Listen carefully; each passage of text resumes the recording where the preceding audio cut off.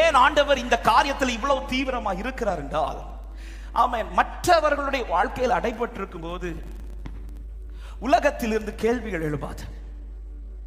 ஆனா ஒரு தேவ பிள்ளை வாழ்க்கை அடைபட்டிருந்தா உலகத்திலிருந்து பல கேள்விகள் எழுப்பும்.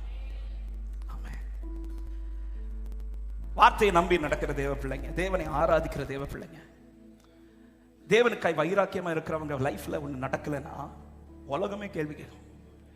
ஏன்னா உலகமே உத்து பார்க்கறது யாரு தெரியுமா? ஆராதிக்கிற பிள்ளைங்க. ஆமே, அதான் சொல்ல, நம்ம எல்லாம் வேல்யூ பர்சன். நமக்கு தான் நம்மள தெரியல. கர்த்தர் நம்மளை பொக்கிஷமா வச்சிருக்கிறார். கர்த்தர் நம்மளை பொக்கிஷமா வச்சிருக்கிறார். You are the value person. ஆமே. இன்னைக்கு வீட்டுல போய் உங்க கண்ணாடியில உங்க முகத்தை பார்த்து உங்க அழகை பார்க்காதீங்க. சொல்லுங்க, உங்க பேரை சொல்லுங்க, டேவிட் சாம், நீ வேல்யூ பர்சன். ஆமே. என்ன வீட்டிலேயே யாரும் மதிக்கமா? வீட்டுல மதிக்கண்டா, அங்க மதிக்கிறான். என் வீடு இங்க கிடையாது, என் வீடு அங்கன்னு சொல்றாங்க. ஹல்லேலூயா. ஆமே. அடைக்கப்பட்ட ஒரு தேவ பிள்ளைக்கு முன்பாக கேள்விகள் அதிகம் எழும். இந்த கேள்விகள் அதிகம் எழும்பும் என்பதை தெரிந்ததனால் தான் ஆண்டவர் என்ன செய்கிறார் என்றால், அடைத்தவனை வெளியில கொண்டு வருகிறார். ஒரு காரியத்தை அன்பான தேவ பிள்ளைகள் நன்றாய் புரிந்து கொள்ளுங்கள். ஒரு தேவ பிள்ளை தலை குனிந்து நிற்பதோ வெட்கப்பட்டு நிற்பதோ கண்டு ரசிக்கிறவர் அல்ல, நான் ஆராதிக்கிறவர். ஹல்லேலூயா. ஏசாயா 45வது அதிகாரத்தில் கோரேசை குறித்து இவ்வளவு வார்த்தைகளை சொல்லிவிட்டு கீழே தம்முடைய ஜனத்தை குறித்து என்ன சொல்லுகிறார்?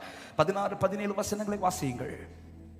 ஏசாயா 45, 16, 17 வசனங்கள்.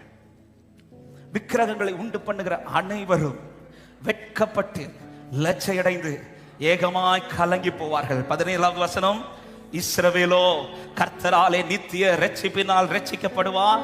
நீங்கள் என்றென்றைக்கும் உள்ள சதா காலங்களிலும் வெட்கப்படாமலும் கலங்காமலும் இருப்பீர்கள். எத்தனை பேர் நம்புகிறீர்கள்? எனக்கு இந்த வார்த்தையை கர்த்தர் நிறைவேற்றுவார் என்று விசுவாசிக்கிறவங்க அத்தனை பேர் நடுவில் அவரால் தெரிந்து கொள்ளப்பட்ட என் வாழ்க்கையை கர்த்தர் தலை நிமிர பண்ணுவார். ஹல்லேலூயா.